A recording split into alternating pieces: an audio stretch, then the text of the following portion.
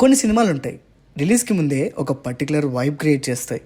మనం చాలా రోజులైంది ప్రాపర్గా మన తెలుగు నేటివిటీని ఫీల్ అయ్యే సినిమా చూసి. ఈ సినిమా టీజర్లో చూస్తుంటే లొకేషన్స్ జస్ట్ బ్యాక్గ్రౌండ్లా కాకుండా ఆల్మోస్ట్ ఒక క్యారెక్టర్లా యూజ్ చేసినట్టుగా అనిపిస్తుంది. ప్రోమోస్ చూస్తే క్లియర్గా అర్థమవుతుంది ఇది slow, breezy, grounded love story అని. మరి ఇది వర్క్ అవుతుందా లేదా అనేది May 8 తర్వాతే తెలుస్తుంది.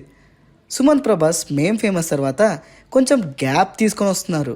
చాలా కథలు విన్నాక ఈ సినిమాని ఓకే చేశారని టాక్. చూడాలి మరి ఎలాంటి ఇంట్రెస్టింగ్ కాన్సెప్ట్తో వస్తారో. జగపతి బాబు, సుదర్శన్ లాంటి మంచి సపోర్టింగ్ కాస్టే ఉంది. టీజర్లో సుదర్శన్ కామెడీ మంచిగా వర్కౌట్ అయినట్టుగా అనిపిస్తుంది. ఇంకా ఆనెస్ట్గా చెప్పాలంటే 2026 సమ్మర్లో ఇప్పటి వరకు ప్రాపర్గా ఏ మూవీ అంతగా ఆడలేదు. ఈ సినిమా కనుక మంచి కాన్సెప్ట్తో ఆడియన్స్ని మెప్పించగలిగితే మంచి బ్లాక్ బస్టర్ అయ్యే ఛాన్సెస్ ఎక్కువగా ఉన్నాయి. కామెడీ సినిమాలు బాగా వస్తున్నాయి కానీ కొన్ని దారుణంగా ఫెయిల్ కూడా అవుతున్నాయి. రీసెంట్గా కొన్ని బ్యాడ్ ఎక్స్పీరియన్సెస్ ఉన్నాయి నాకు.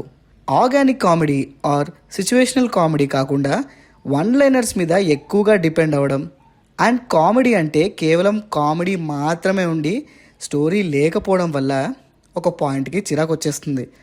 సో మంచి ఆర్గానిక్ కామెడీ తోటి మంచి బ్రీజీ ఫిల్మ్ని అయితే ఎక్స్పెక్ట్ చేస్తున్నాను. చూడాలి మరి ఏం జరుగుతుందో.